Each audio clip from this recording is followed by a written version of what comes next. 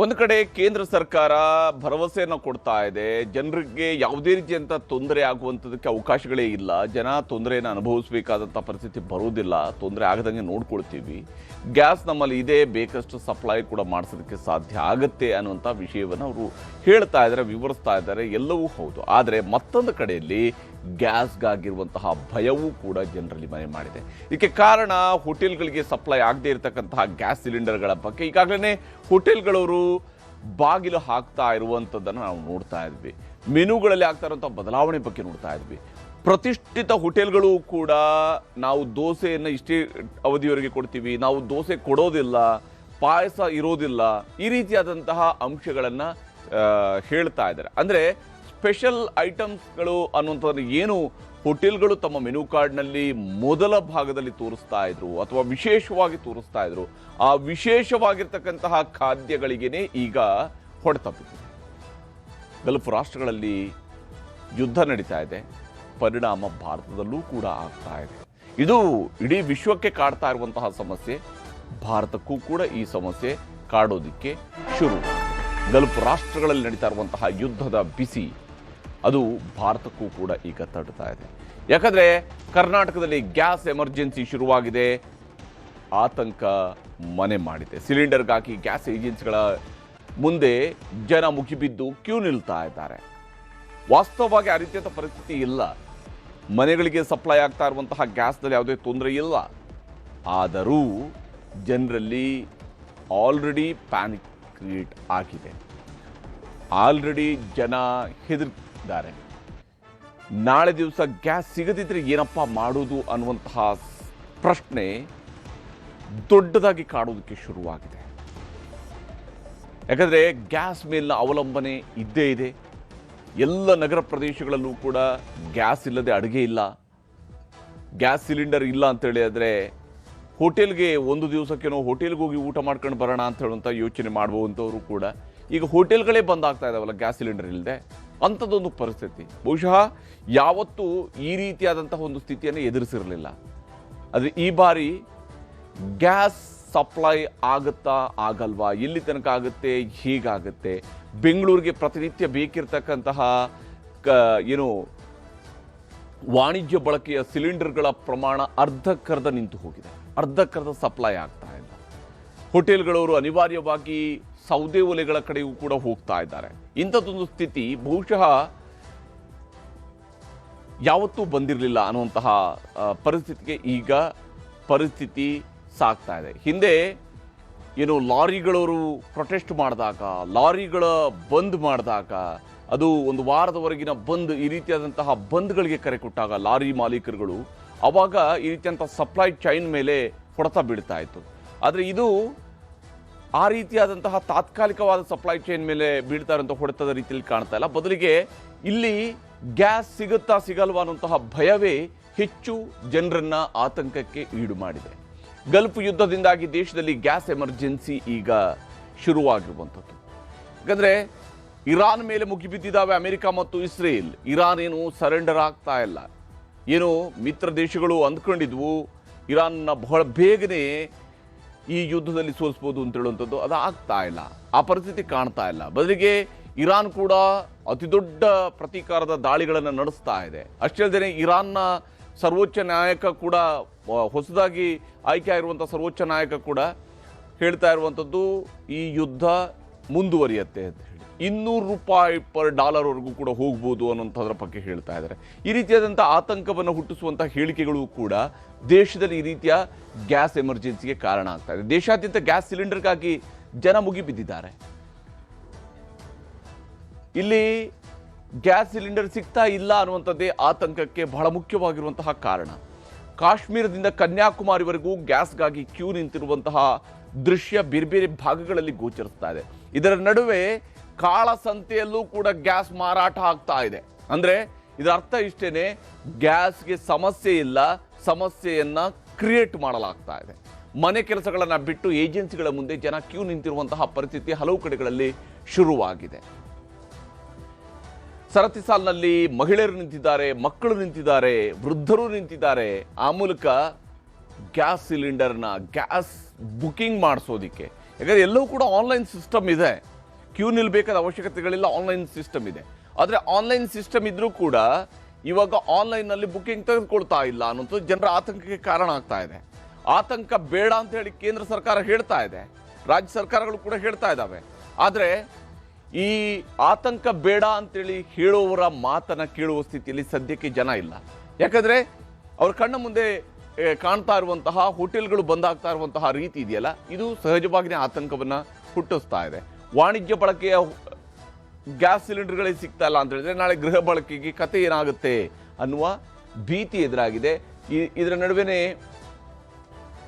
ಇದರ ನಡುವೆನೇ ಬಹಳ ಮುಖ್ಯವಾಗಿ ಗ್ಯಾಸ್ ಸಪ್ಲೈ ಚೈನ್ ಬಗ್ಗೆಯೂ ಕೂಡ ಇರುವಂತಹ ಅನೇಕ ಅನುಮಾನಗಳು ಇಲ್ಲಿ ಕಾರಣ ಆಗಿರುವಂಥದ್ದು. ಇಲ್ಲಿ ಬಹಳ ಮುಖ್ಯವಾಗಿ ಜನ ಬುಕ್ ಮಾಡೋದಕ್ಕಾಗಿ ಕ್ಯೂ ನಿಂತಿರುವಂತಹ ದೃಶ್ಯಗಳನ್ನು ನಾವು ನೋಡ್ತಾ ಇದ್ವಿ. ಒಂದು ಕಡೆಯಲ್ಲಿ ಕೈ ಮಿಲಾಯಿಸುವಂತಹ ಪರಿಸ್ಥಿತಿ ಬಂದಿದೆ. ಅಂದರೆ ಗ್ಯಾಸ್ಗಾಗಿ ನಿಂತಿರ್ತಕ್ಕಂಥವ್ರು ಯಾರು ಕ್ಯೂನಲ್ಲಿ ನಿಂತಿದ್ದಾರೋ ಅಂಥವರ ನಡುವೆ ಜಗಳಗಳಾಗ್ತಾ ಇರುವಂಥದ್ದನ್ನು ನಾವು ನೋಡ್ತಾ ಇದ್ವಿ. ಅದು ಚಿಕ್ಕಮಗಳೂರಿನಲ್ಲಿ ನಡೆದಿರ್ತಕ್ಕಂತಹ ಘಟನೆಯನ್ನು ನಾವು ನೋಡಿದ್ವಿ. ಹಾಗೆಯೇ ಜನರ ನಿಯಂತ್ರಣಕ್ಕೆ ಪೊಲೀಸರನ್ನು ನಿಯೋಜನೆ ಮಾಡಿಕೊಳ್ಳಲಾಗಿದೆ. ಕೆಲವು ಏಜೆನ್ಸಿಗಳ ಮುಂದೆ ಚಿಕ್ಕನಾಯಕನಹಳ್ಳಿಲಿ, ತುಮಕೂರಿನ ಚಿಕ್ಕನಾಯಕನಹಳ್ಳಿಲಿ ಪೊಲೀಸರನ್ನು ನಿಯೋಜನೆ ಮಾಡ್ಕೊಂಡಿದ್ದಾರೆ ಜನರನ್ನು ನಿಯಂತ್ರಣ ಮಾಡಬೇಕು ಅಂತ ಹೇಳಿ. ಇನ್ನು ಬಿಸಿಲಿನಲ್ಲೂ ಕೂಡ ಗ್ಯಾಸ್ಗಾಗಿ ಕ್ಯೂ ನಿಂತಿರ್ತಕ್ಕಂತಹ ದೃಶ್ಯವನ್ನು ನಾವು ಇಲ್ಲಿ ನೋಡ್ತಾ ಇದ್ವಿ. ಯಾವ್ಯಾವ ರೀತಿಯಾದಂತಹ ಪರಿಸ್ಥಿತಿ ನಮ್ಮ ರಾಜ್ಯದಲ್ಲೇ ಸೃಷ್ಟಿಯಾಗಿದೆ ಅನ್ನೋಂಥದ್ದು ಈ ದೃಶ್ಯಗಳು ಹೇಳ್ತಾ ಇರುವಂಥದ್ದು. ಬೀದರ್ನಲ್ಲಿ ಸುಡು ಬಿಸಿಲಿನಲ್ಲೂ ಕೂಡ ಈಗ ಜನ ಗ್ಯಾಸ್ಗಾಗಿ ಕಾದು ನಿಂತಿದ್ದಾರೆ. ನೋಡಿ, ನಮ್ಮದು ಬುಕ್ಕಿಂಗ್ ತೆಗೆದುಕೊಳ್ತಾ ಇಲ್ಲ ಅಂತ ಹೇಳ್ತಾ ಇದ್ದಾರೆ. ಗ್ಯಾಸ್ ಅಭಾವದಿಂದಾಗಿ ಬುಕ್ಕಿಂಗ್ ಸ್ಥಗಿತಗೊಂಡಿರ್ತಕ್ಕಂತಹದ್ದು ರಾಮನಗರದಲ್ಲಿ ನಡೆದಿದೆ. ರಾಮನಗರದಲ್ಲಿ ಗ್ಯಾಸ್ ಅಭಾವದಿಂದಾಗಿ ಬುಕ್ಕಿಂಗನ್ನೇ ಸ್ಥಗಿತಗೊಳಿಸಲಾಗಿದೆ. ರಾಮನಗರದಲ್ಲಿ ಕಮರ್ಷಿಯಲ್ ಗ್ಯಾಸ್ ಬುಕ್ಕಿಂಗ್ ಸ್ಥಗಿತಗೊಂಡಿದೆ. ಇನ್ನು ಚಿಕ್ಕಬಳ್ಳಾಪುರದಲ್ಲೂ ಕೂಡ ಅಷ್ಟೇ ಸಿಲಿಂಡರ್ಗಳು ಖಾಲಿಯಾಗಿದ್ದಾವೆ. ಜನ ಆತಂಕಕ್ಕೆ ಈಡಾಗಿದ್ದಾರೆ. ಜನ ಕ್ಯೂ ಬಂದು ನಿಂತಿದ್ದಾರೆ. ನಮಗೆ ಗ್ಯಾಸ್ ಸಪ್ಲೈ ಆಗುತ್ತಾ ಅಂತ ಕೇಳ್ತಾ ಇದ್ದಾರೆ. ಹೀಗಾಗಿ ಇಲ್ಲಿ ಈ ವಿಚಾರಕ್ಕೆ ಸಂಬಂಧಪಟ್ಟಂತೆ, ಯಾಕಂದರೆ ಈ ರೀತಿಯಾಗಿ ಬಂದು ಕ್ಯೂ ನಿಲ್ಲಬೇಕು ಅಂದರೆ ಏನು ಕಾರಣ ಆಗಿದೆ, ಜನರಲ್ಲಿ ಎದುರಾಗಿರ್ತಕ್ಕಂಥ ಆತಂಕ ಎಂಥದ್ದು ಅನ್ನೋದು ನಿಮಗೆ ತೋರಿಸ್ತೀನಿ. 5 ದಿವಸ ಇರಬೇಕು ಅಂತ ನಾವೀಗ ಒಲೆ ಹಚ್ಚಕ್ಕೆ ಗ್ಯಾಸ್ ಇಲ್ಲ, ನಾವೇನ್ ಮಾಡ್ಬೇಕು? ಊಟ ಮಾಡೋದ ಉಪವಾಸ ಇರೋದ, ಅದೇ ಅವ್ರೆ ಇರೋದೆಲ್ಲ ಇದಾಗಿರಲ್ಲ. ಒಂದು ವಾರದಿಂದ ಬುಕ್ ಮಾಡ್ಲಿಕ್ಕೆ ಟ್ರೈ ಮಾಡ್ತಿದ್ವಿ, ಯಾವುದು ಬುಕ್ಕಿಂಗು ತಗೊಂತಿಲ್ಲ. ಅಂದ್ರೆ ಇವ್ರು ಮೊಬೈಲ್ ಬುಕ್ ಮಾಡ್ಲಿಕ್ಕೆ ಅಂತ ನಮಗೆ ಆಪ್ಷನ್ ಕೊಟ್ಟಿದ್ದಾರೆ. ಕಾಲ್ ಮಾಡಿದ್ರೆ ಕಾಲ್ ಯಾವುದು ಕರೆಕ್ಟಾಗಿ ಕನೆಕ್ಟ್ ಆಗಲ್ಲ, ಅದು ಕನೆಕ್ಟ್ ಆದ್ರೂ ಕೂಡ ಬುಕ್ ಆಗಿರೋದು ಯಾವುದು ಬರಲ್ಲ. ಅದಾದ್ಮೇಲೆ ಇಲ್ಲಿ ಆಲ್ರೆಡಿ ಬುಕ್ ಆಗಿರೋರು ಬಂದರೂ ಕೂಡ ಅವ್ರಿಗೆ OTP ಜನರೇಟ್ ಆಗ್ತಿಲ್ಲ, ಸಿಲಿಂಡರ್ ಕೊಡ್ತಾ ಇಲ್ಲ. ಈಗ ಎಲ್ಲ ನಾವು ಜನಗಳು ನೋಡಿರೋ ಪ್ರಕಾರ ಗೋಡನ್ನಲ್ಲಿ ಸ್ಟಾಕ್ ಇದೆ. ನಾವು ಈವನ್ ಸರ್ವರ್ ಇಶ್ಯೂ ಇದ್ರೆ ನೀವು ಮ್ಯಾನ್ಯುಯಲ್ ಆಗಿ ಎಂಟ್ರಿ ಮಾಡ್ಕೊಂಡು ನಮಗೆ ಅಟ್ಲೀಸ್ಟ್ ಸರ್ವಿಸ್ ಕೊಡಿ, ನೀವು ಆಮೇಲೆ ಅದನ್ನ ಸಿಸ್ಟಮಿಗೆ ಆಡ್ ಮಾಡಿ ಅಂತ ಹೇಳಿದ್ರು ಕೂಡ ಅದಕ್ಕೂ ಹೋಗ್ತಾ ಇಲ್ಲ. ಸರ್, ಡೊಮೆಸ್ಟಿಕ್ ಸಿಲಿಂಡರ್ ಅಲ್ಲಿ ಏನು ವ್ಯತ್ಯಯ ಆಗಿಲ್ಲ. ಏನ್ ಸಿಲಿಂಡರ್ ಬರ್ತಾ ಇದೆ ರೆಗ್ಯುಲರ್ ಆಗಿ ಬರ್ತಾ ಇದೆ. ಬುಕಿಂಗ್ ಮಾತ್ರ ಸ್ವಲ್ಪ ಜಾಸ್ತಿ ಆಗಿದೆ. ಈಗ ಜನರಲ್ಲಿ ಸ್ವಲ್ಪ ಗಾಬರಿ ಜಾಸ್ತಿ ಆಗಿ ಪ್ಯಾನಿಕ್ ಬುಕಿಂಗ್ ಜಾಸ್ತಿ ಆಗಿದೆ. ಅಷ್ಟು ಬಿಟ್ರೆ ರೆಗ್ಯುಲರ್ ಆಗಿ ಡೊಮೆಸ್ಟಿಕ್ ಸಪ್ಲೈ ಅಲ್ಲಿ ಯಾವುದೇ ರೀತಿಯ ವ್ಯತ್ಯಯ ಆಗಿಲ್ಲ. ರೆಗ್ಯುಲರ್ ಆಗಿ ಏನ್ ಬರ್ತಾ ಇದೆ ಸಪ್ಲೈ ಕೊಡ್ತಾ ಇದೆ. ಸರ್, ಯುದ್ಧದ ಹಿಂದೆ ಮೊದಲು ಇದು ನಮಗೆ ಲೋಡ್ ಏನ್ ಬುಕ್ ಇದು ಮಾಡಿರ್ತಾರೆ, ಇವತ್ತು ಬುಕ್ ಮಾಡಿದ್ದು ಇವತ್ತೇ ಕೊಡ್ತಾ ಇದ್ದು, ಆ ಲೆಕ್ಕದಲ್ಲಿ ಇತ್ತು. ಇವಾಗ ಬುಕ್ ಮಾಡಿದ್ರೆ 5 ದಿಂದ 6 ದಿವಸ ಆಯ್ತೈತೆ. ಇವಾಗ ಇನ್ನ ಮುಂದೆ ಇನ್ನ ಲೇಟ್ ಆಗ್ಬೋದು. ಆಮೇಲೆ ಬುಕ್ಕಿಂಗ್ ಯಾವುದು ತಗೋತಾ ಇಲ್ಲ. ಮೈಸೂರಿಂದ ನಮಗೆ ಸರಬರಾಜು ಆಯ್ತಾ ಇದ್ದಿತ್ತು. ಈಗ ಮೈಸೂರಲ್ಲೇ ಅವರೇ ಹೇಳ್ತಾರೆ ಕಮರ್ಷಿಯಲ್ ಲೋಡ್ನ ಕಳಿಸ್ಬೇಡಿ, ಕಳಿಸಿದ್ರೆ ನಮಗೆ ಲೋಡ್ ಕೊಡಕ್ ಆಗಲ್ಲ, ಡೊಮೆಸ್ಟಿಕ್ ಕೊಡಕ್ ಆಯ್ತಾ ಇಲ್ಲ, ಮನೆ ಸಿಲಿಂಡರ್ನೇ ನಾವು ಕೊಡಕ್ ಆಯ್ತಾ ಇಲ್ಲ, ಕಳಿಸ್ಬೇಡಿ ಅಂತ. ಈಗ ಒಂದ್ 3-4 ದಿನದಿಂದ ಈಚೆಗೆ ನಮ್ಗೆ ಇಂಡಿಯನ್ ಆಯಿಲ್ ಪ್ಲಾಂಟ್ ಕಡೆಯಿಂದನೇ ಕಮರ್ಷಿಯಲ್ ಸಿಲಿಂಡರ್ ಸಪ್ಲೈ ಸಂಪೂರ್ಣ ಸ್ಥಗಿತ ಆಗೈತೆ. ಸೊ ಹಂಗಾಗಿ ನಾವ್ ಇರೋ ಸಿಲಿಂಡರ್ನ ಎಷ್ಟಿತ್ತೋ ನಮ್ಮಲ್ಲಿ ಏನ್ ಸ್ಟಾಕ್ ಇತ್ತೋ ಅದನ್ನೆಲ್ಲ ಹಂಚಿಕೆ ಮಾಡ್ಬಿಟ್ಟು ಮಾಮೂಲಿ ಡೊಮೆಸ್ಟಿಕ್ ಮನೆ ಸಿಲಿಂಡರ್ನ ಆನ್ ಟೈಮ್ ಲೋಡ್ ಬರ್ತಿದೆ, ಅದನ್ನ ನಾವು ಸಪ್ಲೈ ಮಾಡ್ತಾ ಇದ್ವಿ. ನಮ್ಗೆ ಪ್ಲಾಂಟ್ ಕಡೆಯಿಂದ ಬರ್ತಾನೆ ಇಲ್ಲ ಸರ್. ಪೂರೈಕೆ ಇಲ್ಲ ಅಂದ್ರೆ ಹೆಂಗ್ ಸಪ್ಲೈ ಮಾಡೋದು ಸರ್? ಮುಂಚೆ LPG ನಲ್ಲಿ ಯಾವತ್ತೂ ಈ ತರ ಸಮಸ್ಯೆ ಆಗಿರ್ಲಿಲ್ಲ. ಇಷ್ಟು ವರ್ಷದಲ್ಲಿ LPG ಸಮಸ್ಯೆ ವಾಣಿಜ್ಯ ಸಿಲಿಂಡರ್ದು ಇದೇ ಮೊದಲ ಬಾರಿಗೆ ಈ ತರ ಆಗಿದೆ. ಹೀಗೆ ಇಲ್ಲಿ ಸಮಸ್ಯೆ ಹೀಗಿದೆ ಅನ್ನೋದನ್ನ ಗ್ಯಾಸ್ ಏಜೆನ್ಸಿಗಳವರು ಕೂಡ ಹೇಳ್ತಾ ಇದ್ದಾರೆ. ಅಂದ್ರೆ ಡೊಮೆಸ್ಟಿಕ್ಗೆ ಮನೆಗಳಿಗೆ ಬರಬೇಕಾಗಿರ್ತಕ್ಕಂತಹ ಗ್ಯಾಸ್ ಇರುತ್ತಲ್ಲ, ಅದರಲ್ಲಿ ಯಾವುದೇ ರೀತಿಯಾದಂಥ ತೊಂದರೆ ಆಗೋದಿಲ್ಲ, ನಿಮಗೆ ಸಪ್ಲೈ ಆಗುತ್ತೆ. ಆದರೆ ಕಮರ್ಷಿಯಲ್ ವಾಣಿಜ್ಯ ಬಳಕೆಯ ಸಿಲಿಂಡರ್ಗಳಿಗೆ ಮಾತ್ರ ಈಗ ಸಪ್ಲೈ ಆಗ್ತಾ ಇಲ್ಲ ಅನ್ನೋದನ್ನು ಅವರು ಹೇಳ್ತಾ ಇದ್ದಾರೆ. ಇಲ್ಲಿ ಹೋಟೆಲ್ಗಳಿಗೂ ಕೂಡ ಗ್ಯಾಸ್ ಟ್ರಬಲ್ ಶುರುವಾಗಿದೆ. ಹೋಟೆಲ್ಗಳಿಗೆ LPG ಸಿಲಿಂಡರ್ ಸಿಗದೆ ಮೆನುವನ್ನು ಕಡಿತ ಮಾಡುವಂತಹ ಪರಿಸ್ಥಿತಿ ನಿರ್ಮಾಣ ಆಗಿದೆ. ಮೆನುವನ್ನು ಕಡಿತ ಮಾಡ್ತಾ ಇದ್ದಾರೆ. ಇದು ಮೊದಲ ಹಂತದಲ್ಲಿ ಅವರು ಮಾಡಬಹುದಾಗಿರ್ತಕ್ಕಂಥ ಉಪಕ್ರಮಗಳಷ್ಟೇ. ಇದೇನೆಂದರೆ ಈಗ ಕಾಸ್ಟ್ ಕಟ್ಟಿಂಗ್ ಅಂತ ಹೇಳ್ಕೊಂಡು ಯಾವ್ಯಾವುದನ್ನು ಮೊದಲ ಹಂತದಲ್ಲಿ ನಿಲ್ಲಿಸ್ಬೋದು, ತುಂಬ ಇಂಪಾರ್ಟೆಂಟ್ ಅಲ್ಲದನ್ನು ಯಾವುದನ್ನು ನಿಲ್ಲಿಸ್ಬೋದು ಅಂತ ಇರುತ್ತಲ್ಲ, ಅದೇ ಸ್ವರೂಪದ ಕಾಸ್ಟ್ ಕಟ್ಟಿಂಗ್ ರೀತಿಯಲ್ಲಿ ಇವಾಗ ಹೋಟೆಲ್ಗಳವರು ಏನು ಮಾಡ್ತಿದ್ದಾರೆ, ಬೋಂಡಾ, ಬಜ್ಜಿ, ದೋಸೆ ಐಟಮ್ಗಳಿಗೆ ನಿಧಾನಕ್ಕೆ ಬ್ರೇಕ್ ಹಾಕಿ ಒಂದು ದಿವಸ ಬರಬಹುದಾಗಿರ್ತಕ್ಕಂಥ ಗ್ಯಾಸನ್ನು 1.5 ದಿವಸ 2.5 ದಿವಸ ಬಳಕೆಗೆ ಯೋಚನೆಯನ್ನು ಮಾಡ್ತಾ ಇದ್ದಾರೆ. ಬೋಂಡಾ ಬಜ್ಜಿ ದೋಸೆಗಳನ್ನು ನಿಲ್ಲಿಸ್ತಾ ಇದ್ದಾರೆ. ಸೌದೆ ಒಲೆ ಅಡುಗೆ, ತೆಂಗಿನ ಚಿಪ್ಪು, ಅಡಿಕೆ ಹುಟ್ಟು, ಈ ರೀತಿಯಾಗಿ ಅದು ಎಲ್ಲ ಹೋಟೆಲ್ಗಳವರೆಗೆ ಈ ರೀತಿಯಾಗಿ ಮಾಡೋಕ್ಕಾಗುತ್ತೆ ಅಂತೇಳಿ ಅಲ್ಲ. ಯಾವ ಹೋಟೆಲ್ಗಳಲ್ಲಿ ಈ ರೀತಿಯಾಗಿ ಸೌದೆ ಒಲೆ ಅಡುಗೆಯನ್ನು ಮಾಡೋದಕ್ಕೆ ಅವಕಾಶಗಳಿರ್ತಾವೆ ಅಂಥ ಕಡೆಯಲ್ಲಿ ಮಾತ್ರ ಮಾಡೋಕ್ಕಾಗುತ್ತೆ. ಅಂಥ ಕಡೆಗಳಲ್ಲಿ ತೆಂಗಿನ ಚಿಪ್ಪನ್ನು ಬಳಕೆ ಮಾಡ್ಬೋದು, ಅಡಿಕೆ ಹುಟ್ಟನ್ನು ಬಳಕೆ ಮಾಡ್ಬೋದು, ಈ ರೀತಿಯಾದಂತಹ ಉಪಕ್ರಮಗಳ ಕಡೆಗೆ ಯೋಚನೆ ಮಾಡ್ಬೋದು. ಆದರೆ ಕೆಲ ಹೋಟೆಲ್ಗಳಲ್ಲಿ ಗ್ರಾಹಕರ ಸೀಟ್ಗಳನ್ನು ಕಡಿತ ಮಾಡಲಾಗಿದೆ. ಸೊ ದ್ಯಾಟ್ ಅವ್ರಿಗೆ ಅವರ ಬಿಸ್ನೆಸ್ಸನ್ನು ಅವರೇ ಏನು ಬಲವಂತವಾಗಿ ಕಡಿತಗೊಳಿಸುವಂತಹ ಪರಿಸ್ಥಿತಿ ಈಗ ನಿರ್ಮಾಣ ಆಗ್ತದೆ. ಮುಂಚೆ ಎಷ್ಟು ಸಾಧ್ಯ ಆಗ್ತದೆ ಅಷ್ಟು ಬುಕ್ಕಿಂಗನ್ನು ಮಾಡ್ಕೊಳ್ಳೋಣ ಅಂತ ನೋಡುವಂಥವ್ರು ಕೂಡ ಈಗ ಸೀಟ್ಗಳನ್ನು ಕಡಿತ ಮಾಡೋದ್ರ ಕಡೆಗೂ ಕೂಡ ಯೋಚನೆ ಮಾಡ್ತಿದ್ದಾರೆ. ಅನ್ನ ಸಾಂಬಾರ್, ರೈಸ್ ಬಾತ್ಗಳಷ್ಟೇ ಸಿಗ್ತಾ ಇದ್ದಾವೆ. ಯಾಕಂದರೆ ಸುಲಭವಾಗಿ ಸರ್ವ್ ಮಾಡಬಹುದಾಗಿರ್ತಕ್ಕಂಥ ಐಟಮ್ಗಳ ಕಡೆಗೆ ಮಾತ್ರ ಈಗಿನ ಪರಿಸ್ಥಿತಿ ಸ್ವಲ್ಪ ದಿವಸ ಇದು ಸ್ಮೂತ್ ಆಗಲಿ, ನಿಭಾಯಿಸೋಣ ಅನ್ನುವಂಥ ಮನಸ್ಥಿತಿಗೆ ಹೋಟೆಲ್ ಮಾಲೀಕರು ಕೂಡ ಬಂದಂಗೆ ಕಾಣ್ತಾ ಇದೆ. ಉಡುಪಿಯಲ್ಲಿ ಗೇರು ಬೀಜದ ಸಿಪ್ಪೆಯನ್ನು ಬಳಸಿ ಅಡುಗೆ ಮಾಡುವಂಥದ್ದು ಕೂಡ ಕೆಲವು ಹೋಟೆಲ್ಗಳಲ್ಲಿ ಕಂಡು ಬಂದಿದೆ. ಅಂದರೆ ಹೇಗಾದರೂ ಹೋಟೆಲನ್ನು ನಡೆಸ್ಕೊಂಡು ಹೋಗಬೇಕಲ್ವ, ಆ ಕಾರಣಕ್ಕಾಗಿ ಅವರು ಈ ರೀತಿಯಂಥ ಯೋಚನೆಯನ್ನು ಮಾಡ್ತಾ ಇದ್ದಾರೆ. ಮೈಸೂರಿನಲ್ಲಿ ನಾನ್ ವೆಜ್ ಹೋಟೆಲ್ಗಳ ಬಂದ್ ಪ್ರಕ್ರಿಯೆ ಈಗ ಶುರುವಾಗಿದೆ. ಕೆಲ ಹೋಟೆಲ್ಗಳು ಬಂದ್ ಆಗೋದಕ್ಕೆ ಶುರುವಾಗಿದೆ. ಅಂದರೆ ಕಡಿಮೆ ಲಿಮಿಟೆಡ್ ಗ್ಯಾಸ್ ಏನು ಕನೆಕ್ಷನ್ಸ್ ಇರುತ್ತಲ್ಲ, ಅವರು ಮೊದಲ ಹಂತದಲ್ಲಿ ಇವಾಗ ಸ್ಟಾಪ್ ಮಾಡಲೇಬೇಕಾದ ಪರಿಸ್ಥಿತಿ ನಿರ್ಮಾಣ ಆಗ್ತದೆ. ಹೋಟೆಲ್ಗಳನ್ನೇ ಮುಚ್ಚುವಂತಹ ಸ್ಥಿತಿಯಿಂದಾಗಿ ಸಹಜವಾಗಿಯೇ ಹೋಟೆಲ್ ಮಾಲೀಕರಿಗೂ ಕೂಡ ಆತಂಕ ಎದುರಾಗಿದೆ. ಮುಂದೇನು ಅನ್ನುವಂತಹ ಪ್ರಶ್ನೆಗೆ ಅವ್ರಿಗೂ ಸ್ಪಷ್ಟತೆ ಸಿಗ್ತಿಲ್ಲ. ಇಲ್ಲಿ ಒಂದು ವಾಣಿಜ್ಯ ಬಳಕೆಯ ಸಿಲಿಂಡರ್ಗಳ ವಿಚಾರದಲ್ಲಿ ಏಜೆನ್ಸಿಗಳಿಗೇ ಸಪ್ಲೈ ನಿಂತಿದೆ ಅನ್ನುವಂತಹ ಕಂಪ್ಲೇಂಟನ್ನು ಮಾಡ್ತಾ ಇದ್ದಾರೆ. ಇದು ಪರಿಸ್ಥಿತಿಯನ್ನು ಆತಂಕಕ್ಕೆ ತಳ್ಳಿರುವಂಥದ್ದು. ಎಸ್ಮಾ ಕಾಯ್ದೆ ಅಡಿಗೆ ಹೋಟೆಲ್ಗಳನ್ನು ಕೂಡ ಸೇರಿಸಬೇಕು. ಆ ಮೂಲಕ ಇದು ಅತ್ಯಂತ ಅವಶ್ಯಕವಾಗಿರ್ತಕ್ಕಂತಹ ಸೇವೆ, ಇದನ್ನು ಒದಗಿಸಿಕೊಡಲೇಬೇಕು. ಯಾವುದೇ ಕಾರಣಕ್ಕೂ ಕೂಡ ಗ್ಯಾಸ್ ಸಪ್ಲೈ ನಿಲ್ಲಬಾರದು ಅನ್ನುವಂತಹ ಕಾರಣಕ್ಕಾಗಿ ಎಸ್ಮಾ ಕಾಯ್ದೆ ಅಡಿಯಲ್ಲಿ ಹೋಟೆಲ್ ಸೇರಿಸುವಂತೆ ಕೂಗು ಕೂಡ ಕೇಳಿ ಬಂದಿದೆ. ಈ ವಿಚಾರದಲ್ಲಿ ಹೋಟೆಲ್ ಮಾಲೀಕರು ಅವರು ಎದುರಿಸ್ತಾ ಇರುವಂತಹ ಸಮಸ್ಯೆಗಳ ಬಗ್ಗೆ ಅವರು ಏನು ಹೇಳ್ತಿದ್ದಾರೆ ಅನ್ನೋದು ನಿಮಗೆ ತೋರಿಸ್ತೀನಿ. ಗ್ಯಾಸ್ ಒಂದು ಆಲ್ಟರ್ನೇಟಿವ್ ಅಷ್ಟೇ, ಒಂದು 20% ಇದು. ಕೆಲವು ಎಣ್ಣೆ ತಿಂಡಿ ಇದಕ್ಕೆ ಮಾತ್ರ ನಾವು ಯೂಸ್ ಮಾಡ್ತಾ ಇದ್ದಾರೆ. ಈಗ ಅದನ್ನು ಕೂಡ ಇದರಲ್ಲೇ ಮಾಡ್ಬೇಕಂತ ಪರೀಕ್ಷೆ ಅಷ್ಟೇ, ಮತ್ತೇನಿದಿಲ್ಲ. ಹೌದು, ಕ್ಯಾಶು ಕೇಕ್ ಅದು ಆಕ್ಚುಲಿ ಗೇರು ಬೀಜ ಸಿಪ್ಪೆದು ಎಣ್ಣೆ ತಿಕ್ಕಿದ ನಂತರ ಉಳಿಯುವಂತ ಹಿಂಡಿ, ಅದನ್ನು ನಾವು ಒಲೆಗೆ ಯೂಸ್ ಮಾಡೋದು. ಗ್ಯಾಸ್ ಇಲ್ಲದೇ ಆಯ್ತು 2 ದಿವಸ 3 ದಿವಸ ಆಯ್ತು. ಇವತ್ತು ಇಲ್ಲ, ಸಿಲಿಂಡರ್ ಇಲ್ಲ. ಅವ್ರಿಗೆ ನಿನ್ನೆ ತರ್ತೀನಂದಿರು, ತರಲಿಲ್ಲ. ನಾವೇನ್ ಮಾಡೋದು, ಮೊದಲು ಒಟ್ಟಿನಲ್ಲಿ ಯೂಸ್ ಮಾಡ್ತಾ ಇದ್ವಿ. ಮಧ್ಯ ಕ್ರಮೇಣ ನಿಲ್ಸ್ಬಿಟ್ಟಿದೀವಿ. ಈಗ ಏನಾಯ್ತು, ಅದಕ್ಕೆ ಬಂದಿದ್ದೀವಿ. ಅದರಲ್ಲೂ ಕೆಲಸ ಮಾಡೋರಿಲ್ಲ, ಮಾಡೋಕ್ಕಾಗಲ್ಲ. ಬೇಕಂದ್ರೆ ಏನಿಲ್ಲ, ಬೇರೆ ಎಣ್ಣೆ ಐಟಮ್ ಎಲ್ಲ ಮಾಡೋಕ್ಕಾಗಲ್ಲ. ಮಾಮೂಲಿ ಬಾತು ಗೀತು ಸಾಂಬಾರ್ ಗಿಂಬಾರೆಲ್ಲ ಮಾಡ್ಕೋಬಹುದು. ಅದನ್ನೇ ಸದ್ಯ ಮಟ್ಟಿಗೆ ಮಾಡ್ಕೊಂಡಿದೀವಿ ಅಷ್ಟೇ. ಸರ್, ಈಗಾಗಲೇ 4 ದಿವಸದಿಂದನೂ ಗ್ಯಾಸ್ ಪೂರೈಕೆಯಲ್ಲಿ ವ್ಯತ್ಯಯ ಆಗೋಗಿದೆ ನಮ್ಗೆ ಆಲ್ರೆಡಿ. ಈಗ 4 ಸಿಲಿಂಡರ್ 5 ಸಿಲಿಂಡರ್ ಕೊಡ್ತಾ ಇದ್ದೀವಿ ಅಂತ ಅಂದವರು ಈಗ 2 ಕೊಡ್ತಾ ಇದ್ರು. ಈಗ ಇವತ್ತಿಂದ ಏನೋ 1 ಮಾತ್ರ ಕೊಡ್ತೀವಿ, ಅದನ್ನು ಒಂದು 2-3 ದಿವಸ ಸ್ಟಾಕ್ ಇರೋ ತನಕ ಕೊಡ್ತೀವಿ. ನಮ್ಮ ಗ್ಯಾಸ್ ಗೋಡನ್ಗೆ ಲಾರಿಗಳು ಕಳಿಸಿದ್ವಿ, ಅಲ್ಲಿಂದ ಪ್ಯಾಕಿಂಗ್ ಆಗಿ ಬಂದಿಲ್ಲ, ಬಂದ ನಂತರ ಕೊಡ್ತೀವಿ ಅಂತ ಇದ್ದಾರೆ. ಹಂಗಾಗಿ ಗ್ಯಾಸ್ ಸಮಸ್ಯೆ ದಿನೇ ದಿನೇ ಹೆಚ್ಚಾಗ್ತಾ ಇರೋದ್ರಿಂದ ನಮಗೆಲ್ಲೋ ಒಂದು ಕಡೆ ಕ್ಲೋಸ್ ಮಾಡುವಂಥ ಆತಂಕ ಸೃಷ್ಟಿಯಾಗಿದೆ. ಈಗ ಸ್ಟಾಕ್ ಇಲ್ಲ ಅಂತಾರೆ ಅವರು, ಏನು ಕೇಳಿದ್ರೆ ಸ್ಟಾಕ್ ಇಲ್ಲ ಅಂತಾರೆ. ಮತ್ತು ಈಗ ಸ್ಟಾಕ್ ಇಲ್ಲ ಅಂದ್ರೆ ನಾವು ಅಡುಗೆ ಮಾಡೋದು ಭಾಳ ಸಮಸ್ಯೆ ಆಗೈತಿ.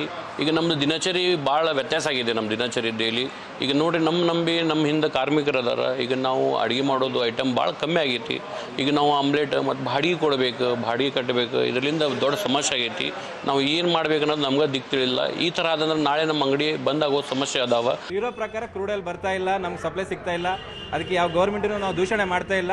ಮಿನಿಮಮ್ ಆದರೆ ಎಸೆನ್ಷಿಯಲ್ ಸರ್ವಿಸಲ್ಲಿ ಹೋಟೆಲ್ನ ಆ್ಯಡ್ ಮಾಡಿ, ಯಾಕೆ ಪಬ್ಲಿಕ್ ಸರ್ವಿಸ್ ಕೊಡೋ ಸೆಕ್ಟರ್ ಇದೆ ಇದು, ಆ್ಯಡ್ ಮಾಡೋಕ್ಕಾಗಿಲ್ಲ ಅಂದರೆ ನಮ್ಮ ಹತ್ರ ಏನು ಮಾಡೋಕ್ಕಾಗಲ್ಲ. ನಾವು ನಾಳೆಯಿಂದ ಪ್ರತಿದಿನ ನಮಗೊಂದು 5 ಸಿಲಿಂಡರ್ ಕನ್ಸಂಪ್ಷನ್ ಇದೆ. 5ರಲ್ಲಿ ಇವಾಗ 1 ಬರ್ತಾ ಇಲ್ಲ.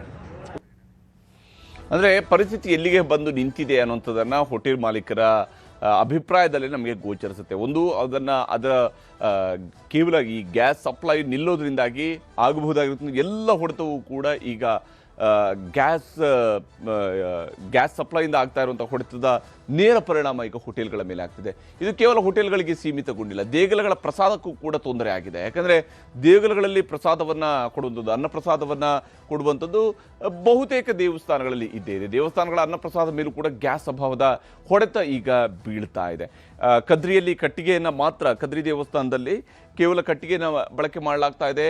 ಅನ್ನ ಮತ್ತು ಸಾಂಬಾರ್ ಮಾತ್ರ ಕೊಡುವಂತಹ ತೀರ್ಮಾನಕ್ಕೆ ಬಂದಿದ್ದಾರೆ. ದೇವಸ್ಥಾನದ ಮಧ್ಯಾಹ್ನದ ಅನ್ನಪ್ರಸಾದ ಜೊತೆ ಕೊಡ್ತಾ ಇದ್ದಂತಹ ಪಾಯಸವನ್ನು ನಿಲ್ಲಿಸೋದಕ್ಕೆ ತೀರ್ಮಾನಿಸಿದ್ದಾರೆ.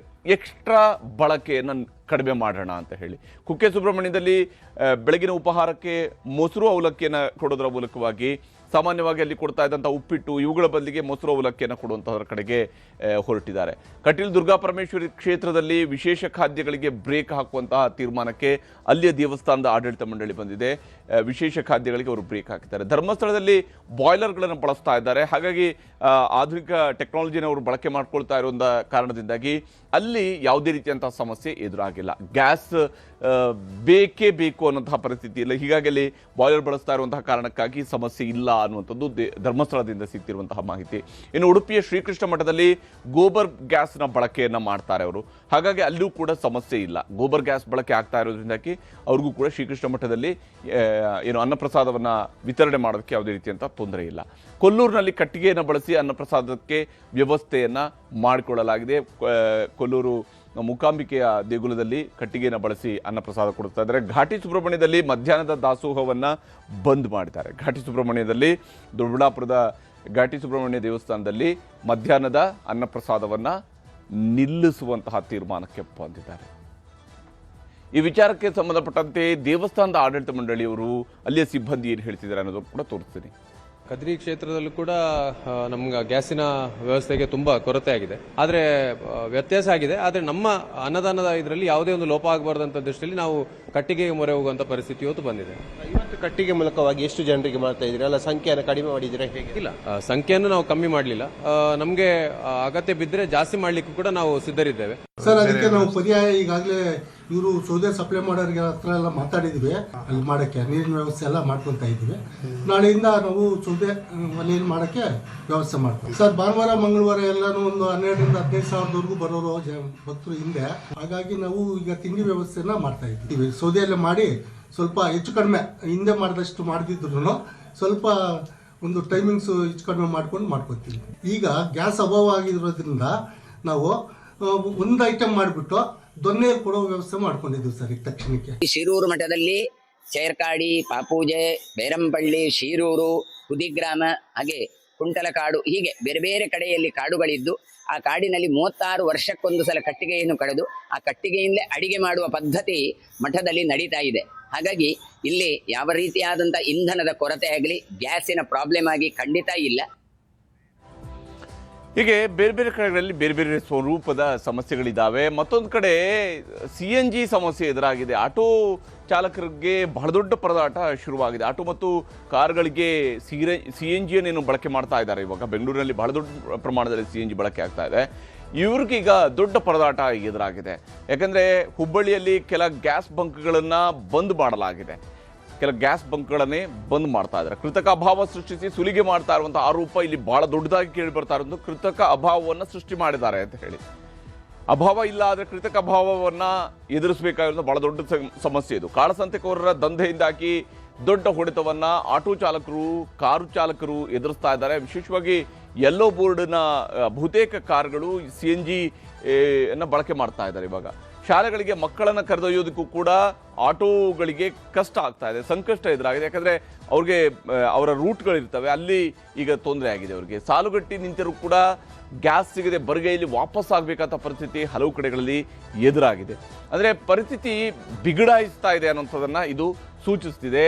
ಕೆಲ ಬಂಕ್ಗಳಲ್ಲಿ ದಿಢೀರಾಗಿ ಬೆಲೆ ಏರಿಕೆಯನ್ನು ಮಾಡಿದ್ದಾರೆ. ನೋಡಿ, ಗ್ಯಾಸ್ ಸಿಗ್ತಾ ಇಲ್ಲ ಅನ್ನೋಂಥದ್ರ ದುರುಪಯೋಗ ಹೇಗೆ ಆಗ್ತಾ ಇದೆ ಅನ್ನೋದರ ಬಗ್ಗೆ.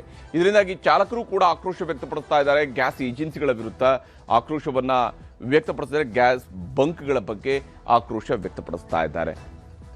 ಇಲ್ಲಿ ಗ್ಯಾಸ್ಗಾಗಿ ಭಯ ಇದೆ. ಆದರೆ ಕೇಂದ್ರ ಸರ್ಕಾರ ಹೇಳ್ತಿದೆ ಭಯ ಬೇಕಾಗಿಲ್ಲ, ಆತಂಕ ಪಡಬೇಕಾಗಿಲ್ಲ, ನಾವು ಸಮಸ್ಯೆಯನ್ನು ಸಾಲ್ವ್ ಮಾಡ್ತೀವಿ. ಮತ್ತು ಇಲ್ಲಿ ಭಾರತದಲ್ಲಿ ಗ್ಯಾಸ್ ಸಪ್ಲೈಗೆ ಯಾವುದೇ ರೀತಿಯ ತೊಂದರೆ ಇಲ್ಲ ಅಂದರೆ. ಆದರೆ ಕಮರ್ಷಿಯಲ್ ಗ್ಯಾಸ್ನ ವಿಚಾರದಲ್ಲಿ ಇನ್ನೂ ಕೂಡ ಯಾವುದೇ ಕ್ಲಾರಿಟಿ ಸಿಗದೇ ಇರುವಂಥದ್ದು ಕೂಡ ಆತಂಕಕ್ಕೆ ಕಾರಣ ಆಗಿದೆ.